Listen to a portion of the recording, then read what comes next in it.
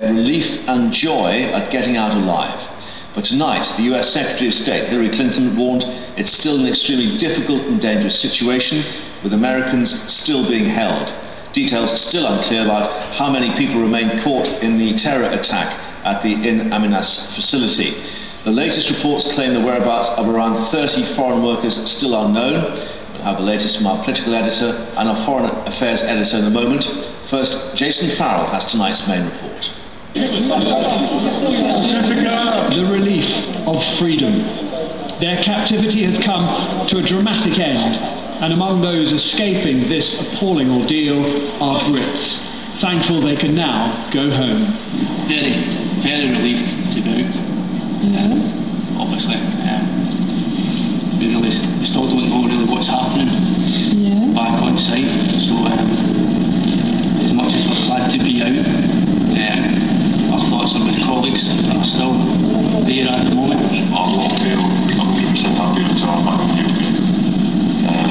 Until I see my family, and I'll be happy. But my heart goes out to you guys that are still there, and hopefully everyone comes home safe. The freed hostages may well be conscious that they're on an Algerian bus being interviewed by Algerian state TV when asked about the performance of the Algerian army.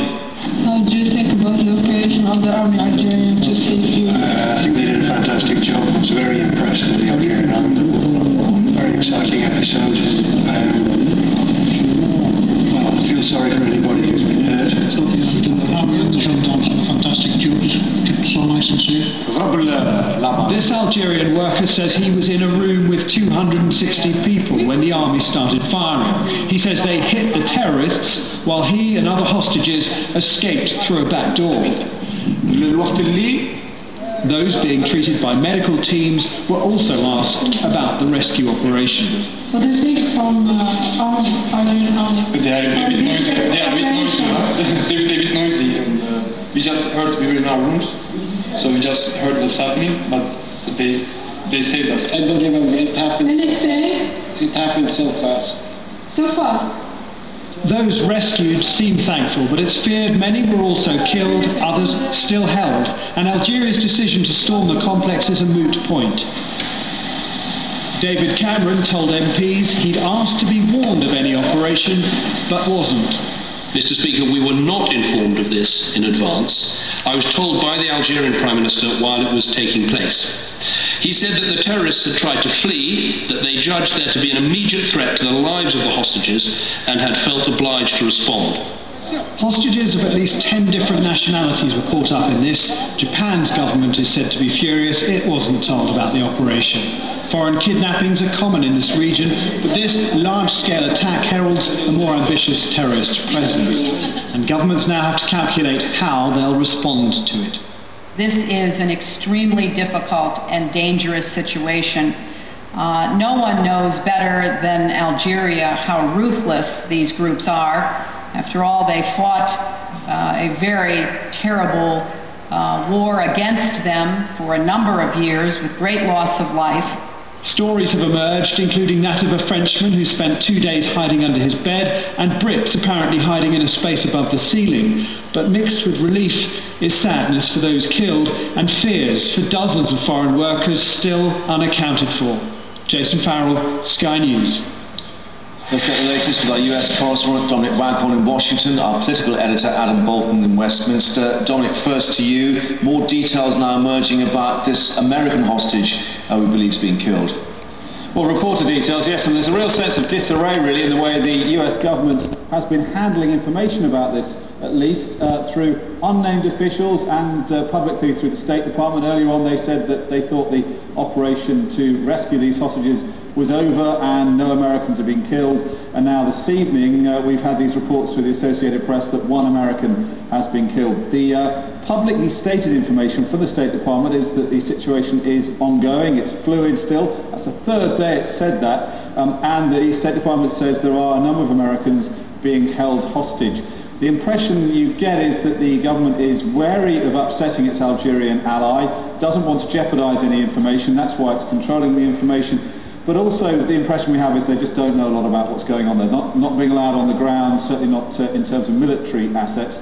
and I think they, along with other Western governments, are not getting the information, the clear facts that they want from the Algerian government at the moment. And we have to bear in mind as well that there's this report from Mauritania, a news agency there, that the group that carried out this attack is using to voice its demands, and they're saying that this group wants to see the release, in exchange for the release of Americans they're holding, the release of 2 Islamists being held in prisons in America. One's a female related through marriage to Khalid Sheikh Mohammed, the mastermind of the 9/11 attack. The other, Omar Abdel-Rahman, he's the mastermind of the 1993 World Trade Center bombing. So there is what appears to be at the moment a more classic jihadist kidnap ransom situation going on, which the Americans have said they're not going to negotiate with terrorists, but it's certainly a big worry, a headache, and makes it even more frustrating and sensitive, particularly if you bear in mind this is inauguration weekend ahead.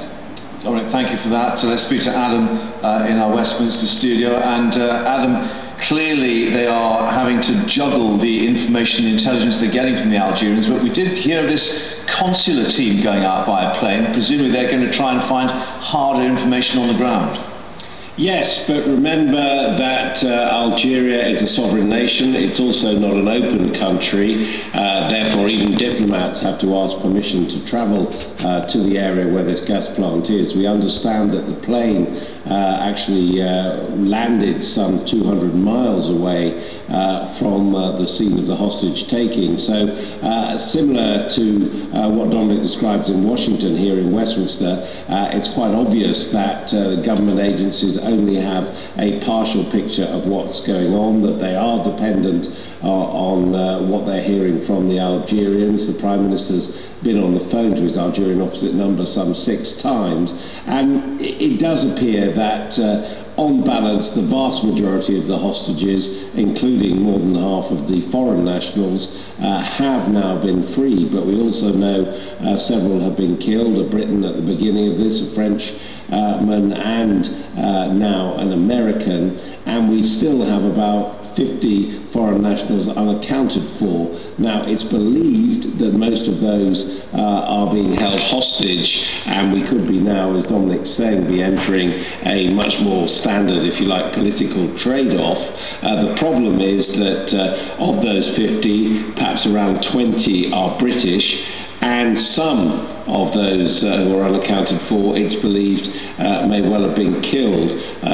Persistent rumours here saying that perhaps up to 10 Britons may have been killed in this. Now, that is not confirmed, but clearly the headache now for the Western governments who have nationals there is that there looks like a standoff between the Algerian authorities and the hostage takers, and certainly from the British perspective, the last thing they want to see is a bloody shootout, but certainly it doesn't seem as if something like a British or American-led special forces rescue is on the cards, or something that the Algerians would be prepared to permit.